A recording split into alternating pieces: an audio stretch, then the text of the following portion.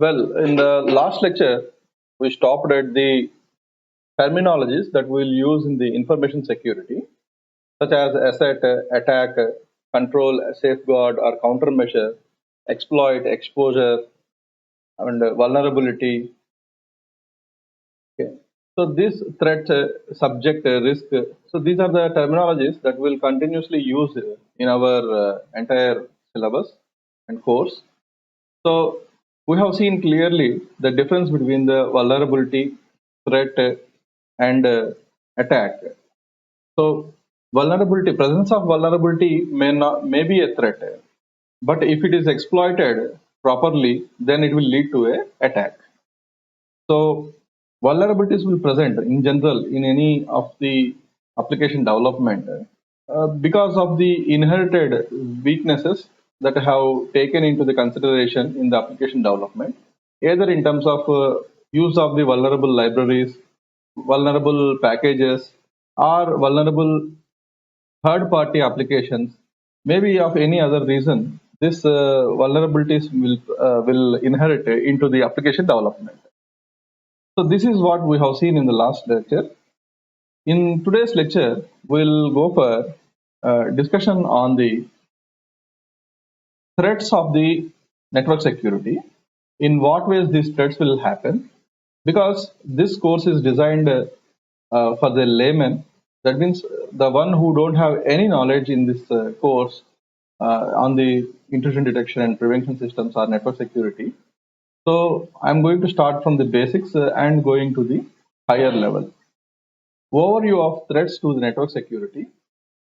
Here, what are the main threats to the network security? Such as network intrusions causes the loss of data, loss of privacy, and many other problems will come because of the network intrusions. Especially, the businesses must actively address the information security. Otherwise, there is a chance of a huge financial loss for the company or for the business. At the same time, loss of privacy of the users may also cause loss to the business. The reason is the user may sue the business or may go for court for the penalties or something, or the company reputation or the business reputation will go down, so that no other customer will encourage that business. So that is the reason businesses must actively address the information security. So many electronic commerce and any other trading companies, especially, will maintain an information security wing. Either they can, if they can afford, they may use the information security wing, or they may outsource. So that is the reason, if you want to become a good security engineer, you can also go for consultation, or you may join any of the company where this information security cell is available. So what are the threats to the network security?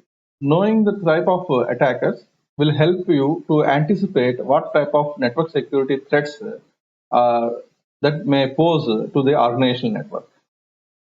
So the ultimate aim or the ultimate motive of any attacker is to break into the system. So this breaking into the system may be done for the status purpose. Status purpose in the sense here, they will feel proud that okay, we have chased it and we have break the system, so that these people cannot do anything. So this is what they called a status.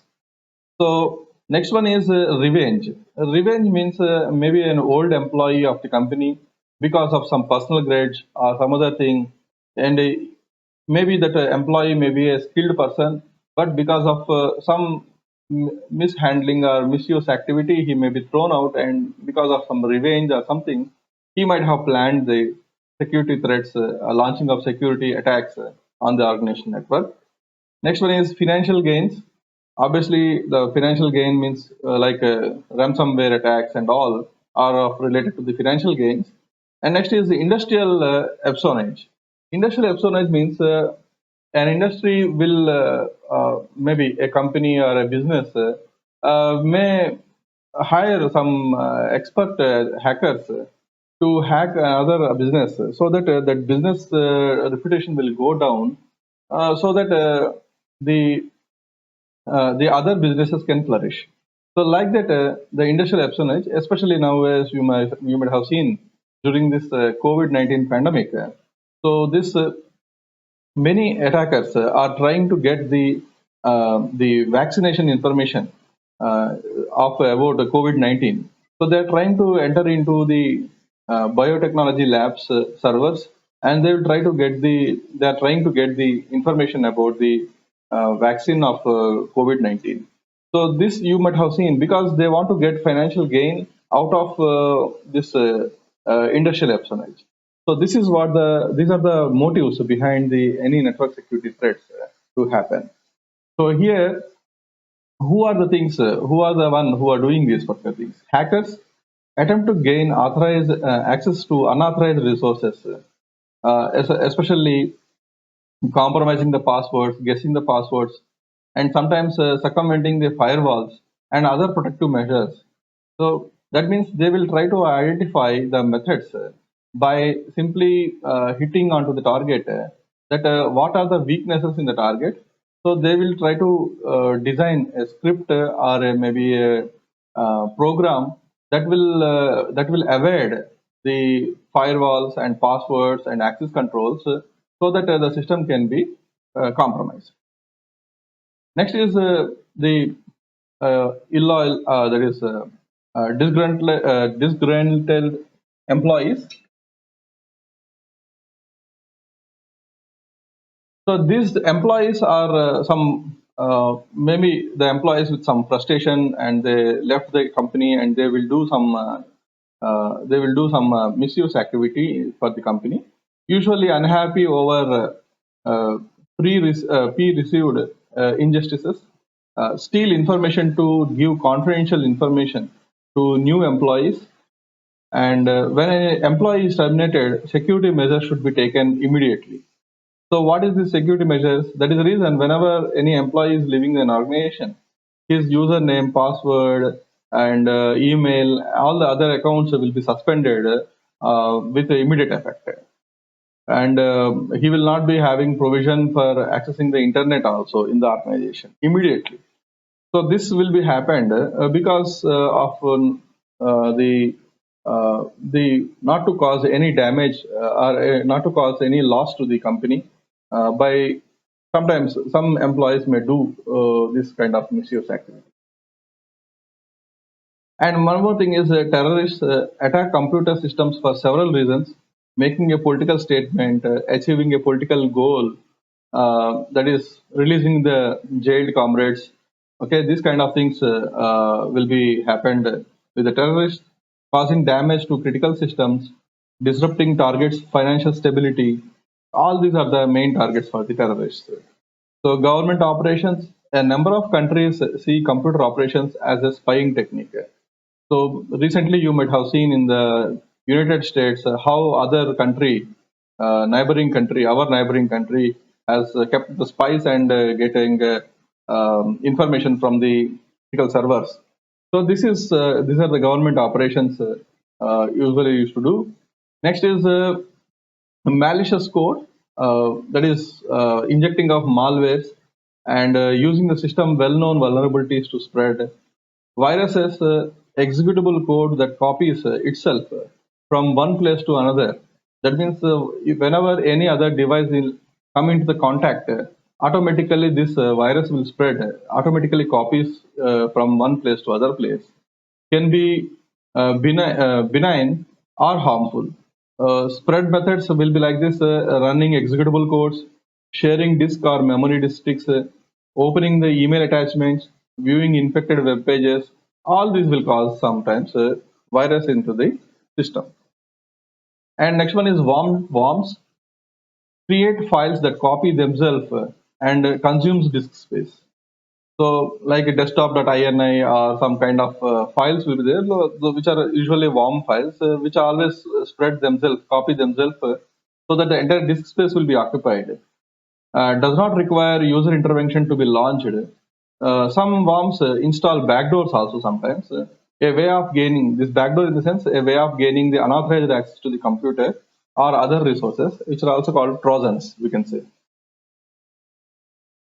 So other can destroy the data on the hard disk sometimes. Sometimes they may encrypt. These kind of things will happen. So Trojan programs, harmful computer programs that appears to be something useful, but which are not useful actually. Whenever you run these Trojan programs, automatically the system may be struck up or maybe huge resources may be consumed like that. Can create a backdoor to open system to additional attacks. So this is what the Trojan program is. Microviruses.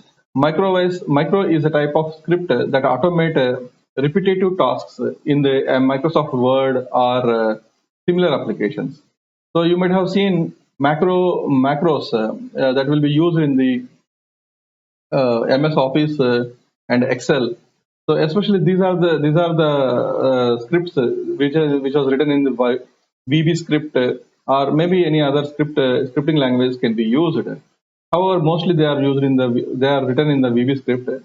These script applications, which especially will perform some repetitive tasks. So these macros may be infected with some malicious scripts, so that the system may be get damaged or the target may be compromised. So macros run a series of actions automatically. That is like checking of some conditions or maybe formatting. This kind of things will be written in the macros. So macro viruses run actions that tend to be very harmful sometimes. Other threats to the network security. It is not possible to prepare for every possible risk to your system. So try to protect your environment for the today's threat, but be prepared for the tomorrow's threat. That is the reason we require some security systems, especially like intrusion detection and prevention systems. And other threats are like this social engineering threats. The people factor especially will come into the picture. Attackers try to gain access to resources through people. That means here they will communicate via social platforms like Twitter, Facebook, and other places, and they will try to join the public groups, and they will come to know the communication happening in the public groups, and they may send some good messages. Finally, they will attract the audience over the public medium, and they start now. Then they once they feel comfortable that okay, everyone is listening to them, then they will start their malicious activity. Okay, so it may be either via sending the birthday wishes, or maybe via sending nice pictures, or maybe any other things. So this is what the social engineering factor. So in this, the malicious intender will mainly focus on the some vulnerable people. Vulnerable people in the sense here they are not vulnerable people actually. They blindly believe the attacker that he is a nice person. So, but afterwards, slowly they will show their real face, and they will try to get sensitive information from the people, and they will try to threaten the people. And because of the threatening, the victims will do whatever the task given by the attacker. So, this kind of things will happen in the social engineering. So, employees are fooled by attackers into giving out passwords and other access codes, so because the victims will blindly believe that person. So that is the reason don't believe any person blindly.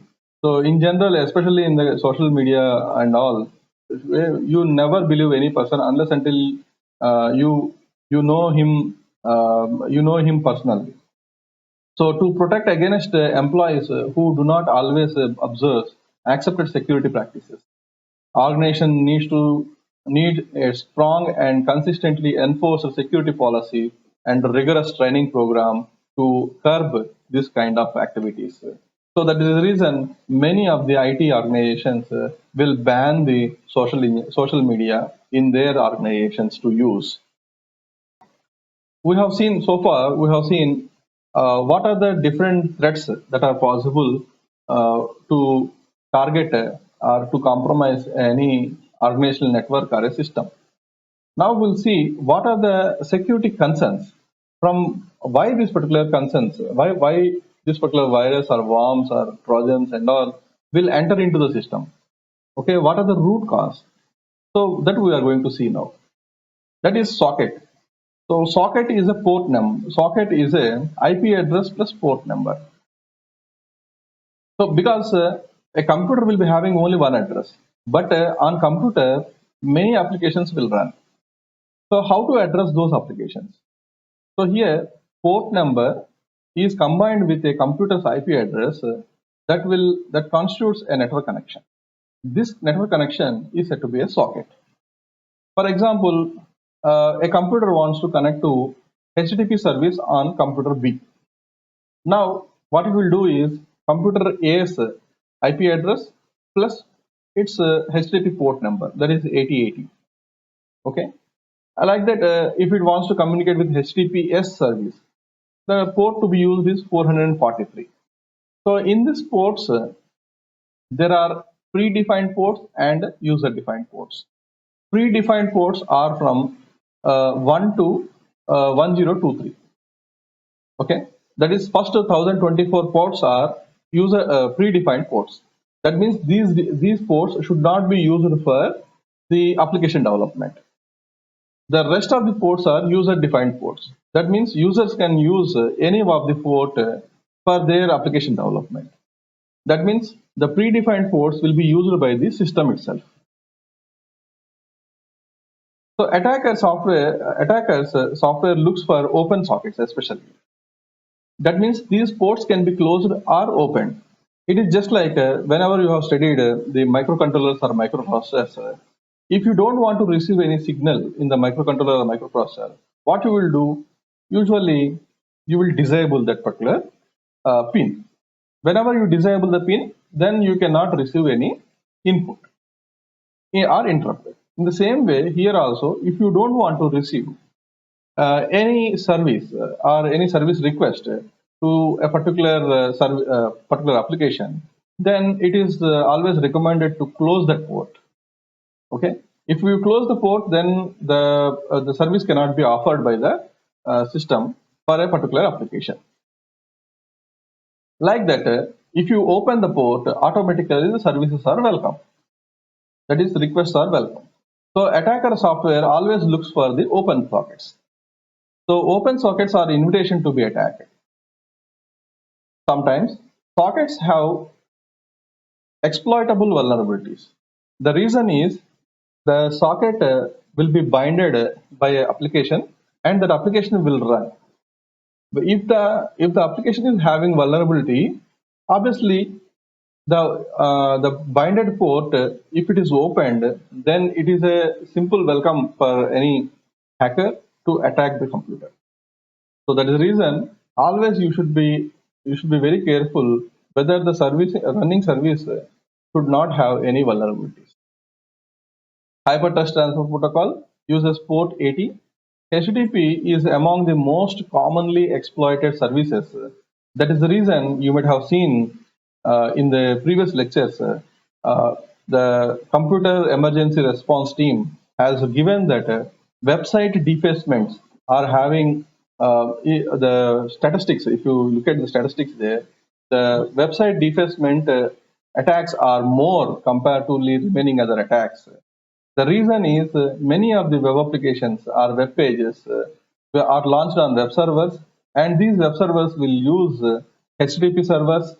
That is, web server in the sense here, HTTP server or any other HTTP related servers will be used, and all these servers will run on the port 8080. So that is the reason website defacement is the major, most commonly occurring attack on the computers, on the networks. So next one is email and communications.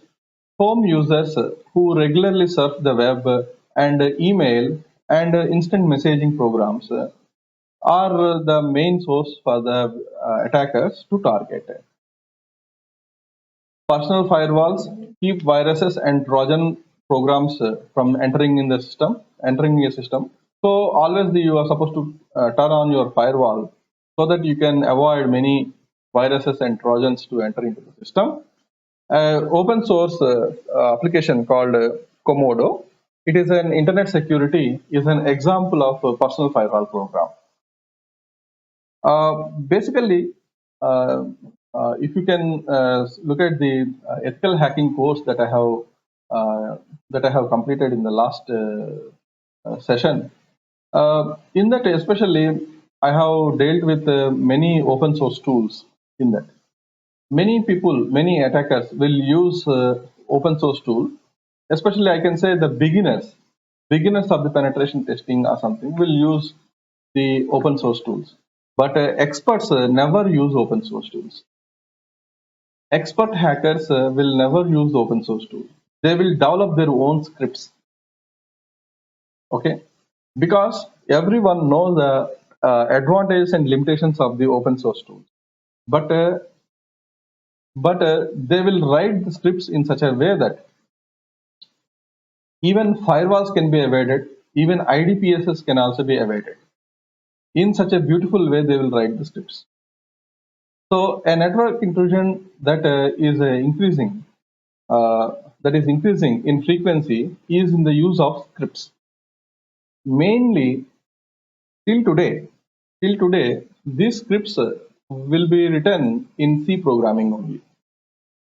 Everyone will feel that the Python programming or any other programming will be used for the hacking purpose. No, because if you write a hello world program in Python, and if you can convert into an executable form, which is an official executable form in Windows operating system, then if you look at the size of the hello world program, if you convert into an executable form, it will go up to 2 MB.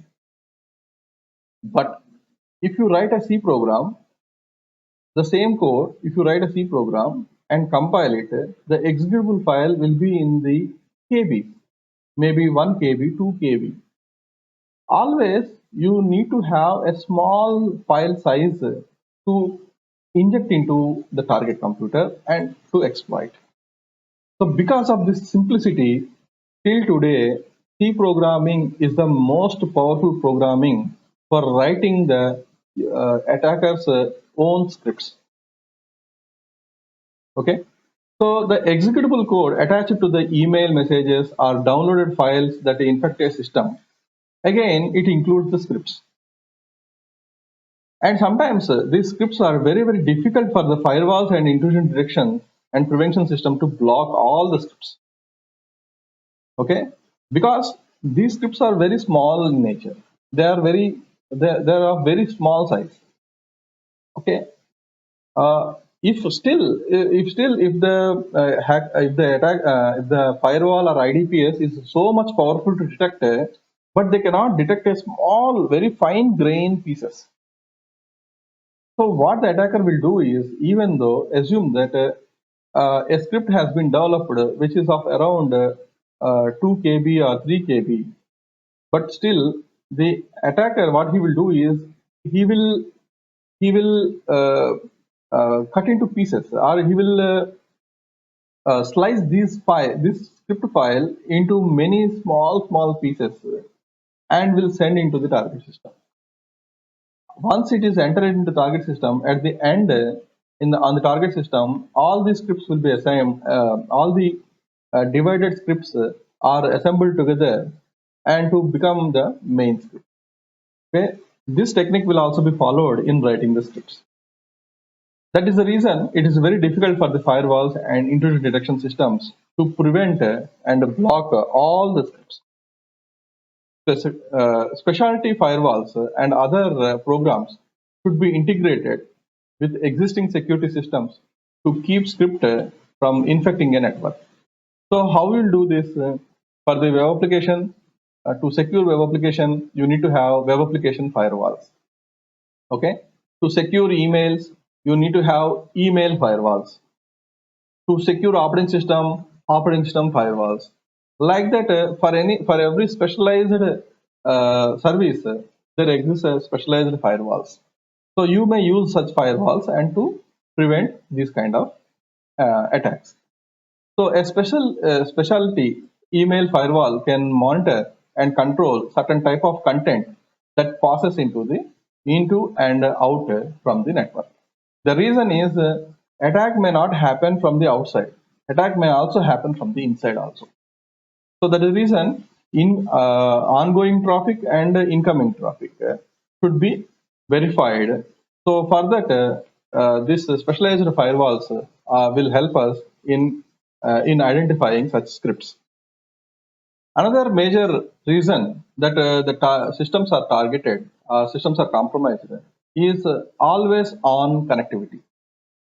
Computers using always on connections are easier to locate and attack. That means whenever any system is continuously connected to the internet and public resources, then it is very easy to target and attack. The reason is whenever always the system is connected, then obviously its IP address is fixed. Okay, mostly the IP address will remain same as long as they are connected to the internet. Whenever there is a frequent disconnections and connections, automatically the IP addresses will change because of the DHCP available in the system. Whenever the DHCP is enabled, then the dynamic host control protocol, that is what the DHCP is, that will assign a new IP address. So that means here, whenever the IP address are automatically obtained, then DHCP will be enabled, and automatically dynamically it will assign the IP address. Okay. So permanently, that means always if the network is connected, internet is connected to a system, then automatically a permanent IP address will be assigned, and this IP address will help the attacker to trace and attack. Remote users pose security problems to the network administrators. Network security policy should specify that remote users have their computers equipped with firewalls and antivirus software. Always on connections effectively extend the boundaries of your corporate network, but always, sometimes, mostly, it poses the threats also. So the goal of network security is like this: providing secure connectivity, secure remote access, ensuring privacy, providing non-repudiation, confidentiality, integrity, and availability. So what is this providing secure connectivity? The providing of the secure connectivity in the past, the security emphasized blocking attackers from accessing the corporate networks. Previously, no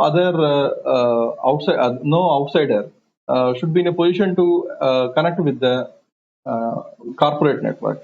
But nowadays, what they are doing is they are giving you a username and password for temporary purpose. During that time, you can connect to the corporate network and you can work. You can do your work. So this is what the nowadays fashion. But in olden days, it is not like that.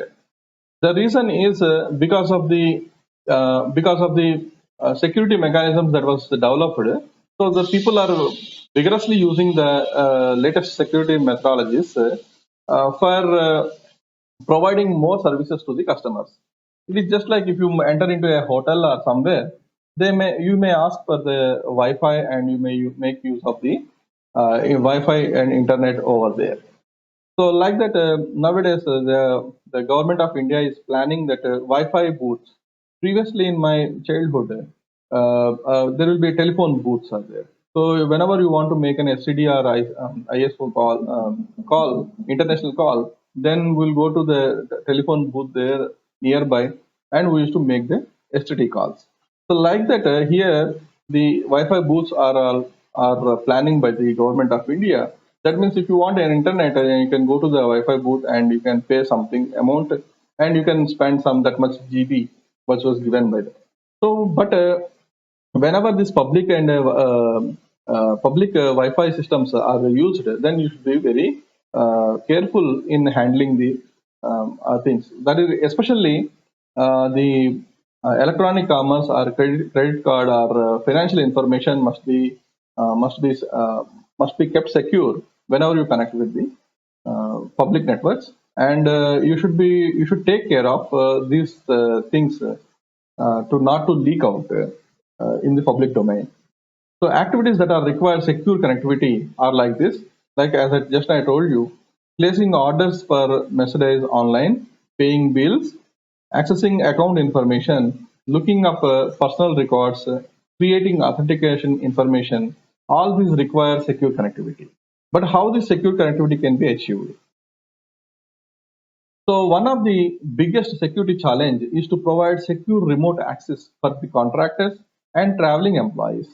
So this can be achieved with the help of VPN, which is also called as virtual private network. Virtual private network is it uses a combination of encryption and authentication mechanism to secure the connection between the source and destination. So ideal and cost-effective solution is the virtual private network. We'll see this virtual private network in detail in the later lectures. Usually this virtual private network, the diagram will look like this. Here, it is the corporate network. Here a switch and many computers are connected. And this switch is connected to the router. And the router is connected to the firewall. And this firewall will take care of the incoming and outgoing traffic. And from the firewall, the router with the IPsec was attached. Now this is connected to the internet. Then again on the other end, the same architecture will be observed. That is from the router with the IPsec, firewall, router, and switch. From there the organizational network. So this is a general way of connecting with the virtual private network via internet. We'll see how this VPN is designed and what is the core of this VPN and characteristics, categories, everything in the later lectures. Ensuring privacy. Databases with personal or financial information need to be protected. So, according to the US laws existing that protect the private information. So, always the protecting of the private information or customer information is a very, very, very important thing for any business or organization. Otherwise, what will happen means that a company will be facing severe penalties. Okay, severe penalties. For IT Act 2000, that is Indian Information Technology Act, will guarantee this. That means whenever any private data is leaked out or the user data privacy policies were violated, the government of India can ban that application or server and may pose a heavy fine ranging from fine to the banning of the software or banning of the company. So, like that, recently many Chinese-based applications were banned because the data is storing in the Chinese servers. So that is the reason this particular act has been applied, and those applications and the running organizations were banned from operations in India. So education is an effective way to maintain the privacy of information, but how to educate the employees? So that means by sending the regular mails that don't open this kind of mails, and this kind of phishing mails are coming, and by the security administrators of the company. So all employees must be educated about security dangers and security policies.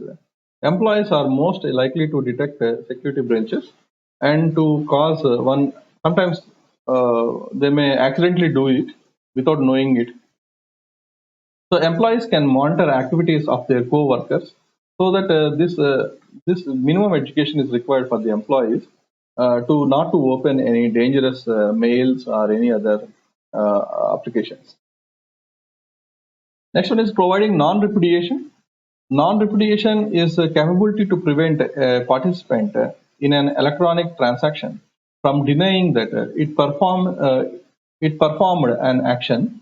That means any action doer cannot deny that in future that he has not performed the action. So for this, this non-repudiation property will come into the picture. So especially this will be done. That means it should be enforced in companies that employee or any other customer should not deny in future that he has not done that action. So this non-repudiation property is a very important property to maintain. So ensuring that the sender cannot deny sending a message and the recipient cannot deny receiving it. So encryption provides integrity, confidentiality, and authenticity of digital information.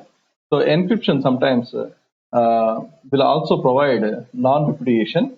This can be achieved with the help of digital signatures in the security systems.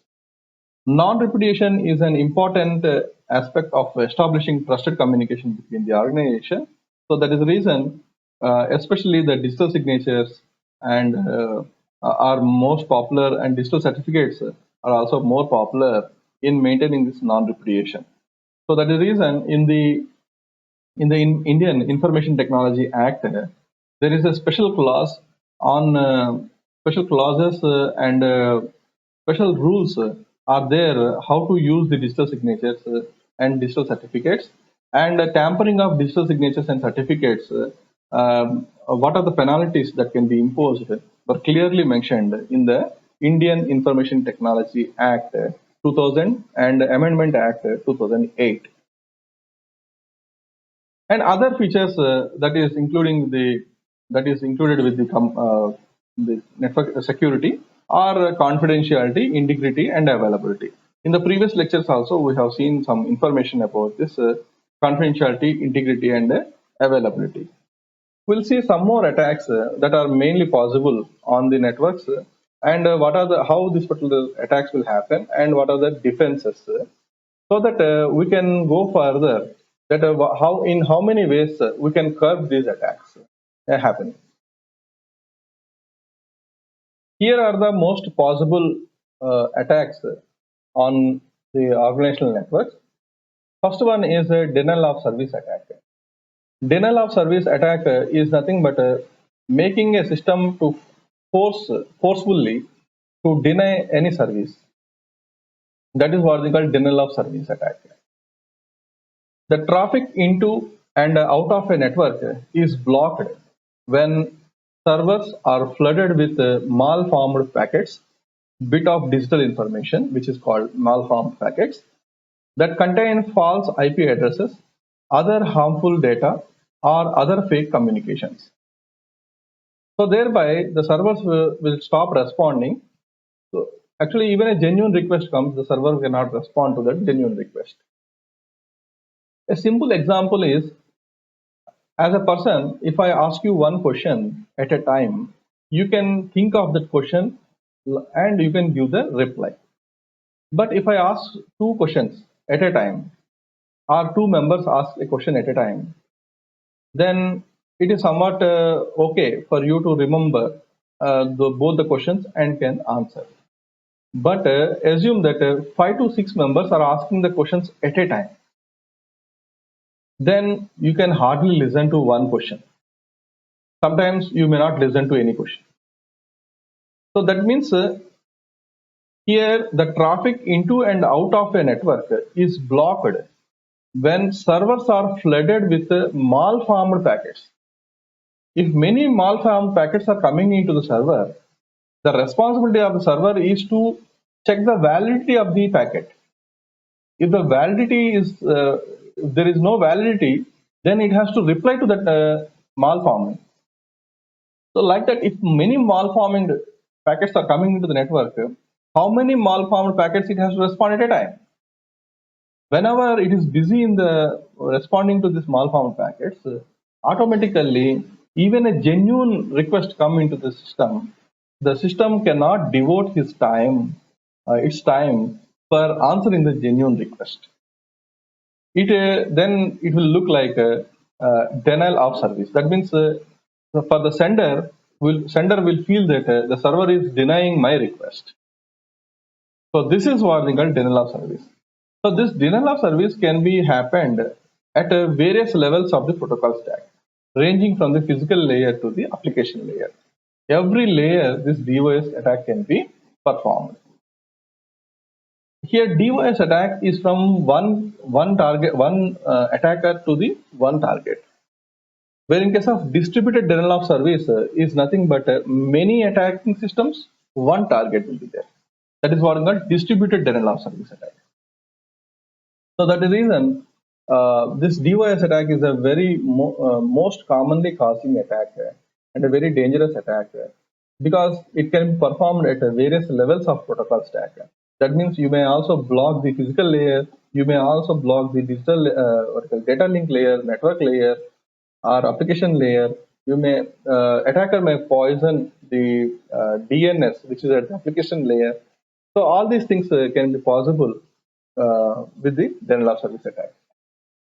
The defense for this is keep your server operating system up to date, log the instances of frequent connection attempts against one service. So this particular thing will keeps the denial of service attack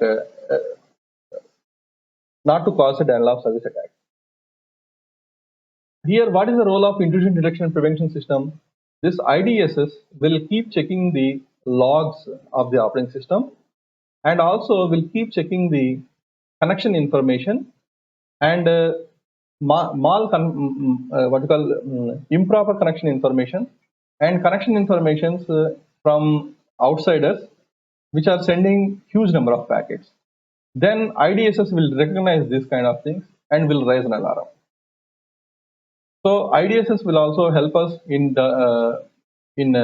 curbing this particular denial of service attacks.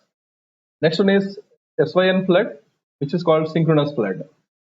We all know that many of the network layer protocols, like many of the applications, will use the TCP protocol at the network layer, and TCP will work with the three-way handshake, in which the sender will first send the synchronous signal. In turn, the response will send the synchronous plus acknowledgement. In response to that, it will send the acknowledgement signal. The sender will send the acknowledgement signal, and the connection will be established, which is called a three-way handshake of the TCP communication. Here, whenever a synchronous signal was sent by the sender, then the receiver will create a half-open connection. Whenever it receives the full acknowledgement from the sender in response to the synchronous acknowledgement, then the receiver will maintain the full connection. So a network is overloaded with the packets that have synchronous flag set. Servers are overloaded with the request of connection and are able to respond and are unable to respond to legitimate requests, thereby causing the denial of service attack. Whenever an attacker continues to send multiple synchronous floods, then automatically the receiver will always open the half-open connection. Half-open connection means, in the sense, it will create some half-open connection, that is, memory will be allotted for the connection. So whenever the temporary memory is allotted for the connection, if many synchronous signals comes, for every signal request, for every request, a memory will be created. Like that, if huge number of synchronous floods come into the picture, coming into the receiver, then automatically that receiver or a server has to open that many connections into the size into the memory, that whatever the memory is going to be created. So that much memory will be occupied. So whenever that much memory is occupied for no reason, then automatically the server will fail to respond to the genuine request. Thereby, it will be treated as a denial of service attack. So keep your firewalls and operating system up to date so that these attacks are blocked by means of software patches and updates. So, and review your log files of access attempts to see whether the intrusion attempts have been made or not. Again, here IDSS will come into the picture. This synchronous flood may come from one particular IP address or maybe multiple IP addresses. So the IDS will detect from which IP address how many SYN flood requests have come.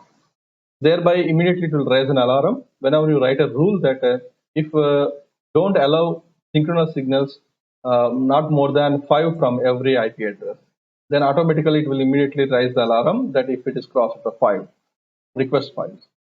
So that is the way this synchronous flood can be avoided with the intrusion detection systems.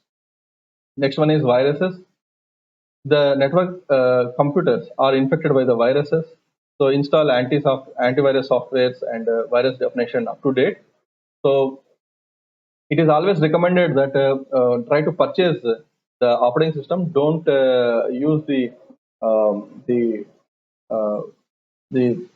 wrong operating systems or the pirated operating systems, always try to use the original operating systems so that you will get the update patches and all, so that your system will be always at the safe side. Next is Trojan programs, which is a type of technique attack. And social engineering, already we have seen this. Malicious port scanning. An attacker looks for the open ports to infiltrate into the network. So try to close all the ports, or these ports must be configured under a firewall to keep track of what type of network passing through this port. Next one is internet control message protocols abuse, because IP address IP means IP address will not function on its own. Basically, IP protocol will depend upon the ICMP protocol at the network layer. So the tampering of this ICMP echo request sometimes will lead to ICMP floods. Thereby, again, it may lead to denial of service attack. So man in the middle attack. That means someone will sit in between the communication and will operate it. So better you use VPN encryption so that man in the middle attack can be avoided. Finding vulnerable hosts on the internal network to attack. The attacker who gains the access to a computer on a network can get the IP addresses, host names, and passwords, which are then used to find the host, find the other host to attack. So for this, it is always better to use proxy servers. That is what the J80-128 campus is doing. Directly, we are using the proxy servers. In J8062, what happened is we have a specialized server. So that is the reason that will take care of these kind of attempts. So a new file being placed on the system. So a virus and other programs can detect this kind of thing. So always you try to update the virus definitions, and they can detect these new files which are infected on the computer. The remote procedure call attacks. The operating system crashes sometimes because of the unable to handle arbitrary data sent by the RPC ports. So here the real IDPS will come into the picture, especially the host-based IDPS will detect this kind of RPC protocols and will block the RPC ports. Next one is application vulnerability exploits.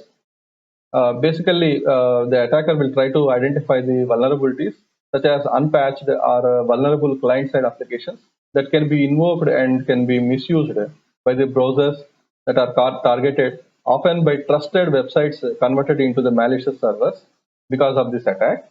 So the defense is like this. Better you maintain the security patches, maintain software inventories so vulnerable software is accounted for and defended. Ensure secure configurations of all software and use perimeter defense to help identify and prevent attacks. This perimeter defense and layered defense that we'll see in the next lecture.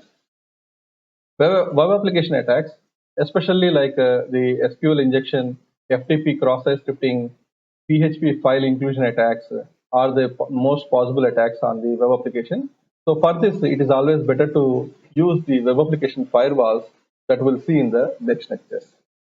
So in this lecture, we have seen the network security threats, what are the possible network security attacks, and this description, defenses, etc. We'll see in the next lecture how these attacks can be overcome via some layered defense mechanism.